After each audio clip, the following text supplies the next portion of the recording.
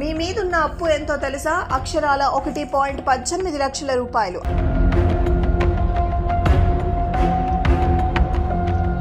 అంటే దేశంలో ప్రతి ఒక్కరిపై అంత మొత్తం అప్పు ఉంది. లోక్సభలో కేంద్ర ఆర్థిక మంత్రి నిర్మలా సీతారామన్ ప్రవేశపెట్టిన బడ్జెట్ లో కేంద్ర ప్రభుత్వం అప్పుల వివరాలు తెలిసాయి. ఈ ఏడాది మార్చి 31 నాటికి 1,68,72,554.16 కోట్ల రూపాయలు అప్పులు ఉన్నాయి. వచ్చే మార్చి నాటికి ఈ అప్పులు 1,81,68,456.91 కోట్లకు చేరుతాయని ఆమె వెల్లడించారు. ఈ ఏడాది మార్చి నాటికి దేశ జనాభా 142 కోట్లు ఉందని అనుకుంటే దేశంలోని ప్రతి వ్యక్తిపై 1.18 లక్షల రూపాయల అప్పు ఉన్నట్లే. ఈ ఏడాది మార్చి 31 నాటికి దేశీయ అప్పు 1,63,35,70.6 కోట్ల రూపాయలు కాగా విదేశీ అప్పు 5,37,484.10 కోట్లు. అధికారిక గణాంకాల ప్రకారం గడిచిన 6 ఏళ్లలో దాదాపు 82 లక్షల కోట్ల రూపాయల మేర అప్పులు పెరిగాయి. విదేశీ అప్పులకు 32,597 కోట్లు వడ్డీగా చెల్లిస్తోంది.